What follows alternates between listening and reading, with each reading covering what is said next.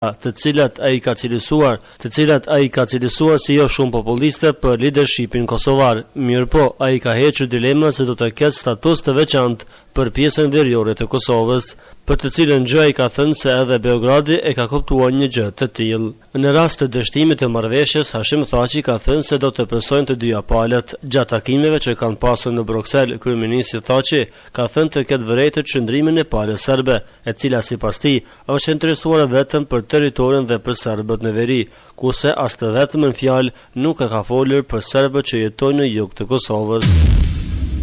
Shqipëri. Nishani dekreton ministrat e rinj sot votimi në kuvent. Kreu i shtetit Bujar Nishani dekretoi më njëherë pas emërimit ministrat e rinj të qeverisë Berisha. Pas tërheqjes së LSI-s nga qeveria, në krye të Ministrisë së Ekonomisë dekretohet Florian Mima, asaj të shëndetësisë Halim Kosova dhe në krye të Ministrisë së Jashtme Aldo Bumçi. Ndërkaq Bumçi në Ministrinë e Kulturës e zëvendëson Visar Zhiti. Emrat e ministrave të rinj pritet të votohen sot në seancë plenare.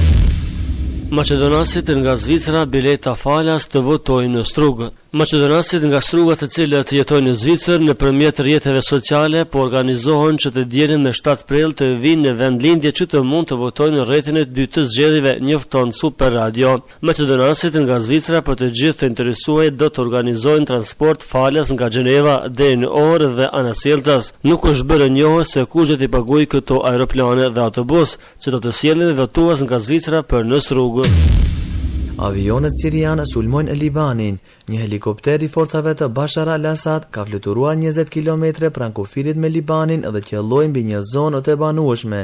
2 raketat janë nisur për në Liban, por nuk ka viktima, tha Ahmad Fliti, nënkryetari i qytetit Arsal të Libanit. Agjencia e lajmeve AFP njoftoi se ka disa shtëpi në zonën ku raketat zbarkuan. Një tjetër zyrtar duke folur në kusht të anonimiteti tha për AFP se një helikopter ka gjuajtur 2 raketa në periferi të Arsalit. Zona shtrihet disa qindra metra larg nga një postblok i ushtrisë libanese, tha ai. Arsal është një qytet në verilindjet e Libanit me shumicë sunite, shumë prej tyre të cilët mbështesin revoltën kundër presidentit Bashar al-Assad në Sirinë e fqinjë. Egjipt. Helmimet në Alxhar, Mursi viziton studentët. Presidenti egjiptian Mohamed Mursi vizitoi studentët të shtrirë në spital si pasojë e helmimit nga ushqimi. Studentët e Universitetit prestigjioz Al-Xhar kanë marrë helmime akute dhe numri i tyre është rreth 500 persona. Presidenti egjiptian tha se do të angazhojë organet kompetente që të zbardhin ngjarjen, si dhe do të shkojë deri në fund të procesit të saj. Ndërkohë drejtori i Universitetit Osama Al-Abed është larguar nga detyra për shkak të protestave të mbajtura nga studentët në Kairo. Vazhdon konflikti në Siri dhe në sulmet e fundit të forcave të Esadit kundër opozitarëve janë vrarë 105 persona. Si pasojë operacioneve intensive me topa dhe raketa organizuar nëpër zonat periferike të Damaskut, kanë humbur jetën më shumë njerëz dhe janë plagosur shumë të tjerë. Krahas kryeqytetit lajme për konflikte të dhunshme vijnë edhe nga qytetet Halep, Dera, Idlib, Deir ez-Zur, Hama dhe Humus.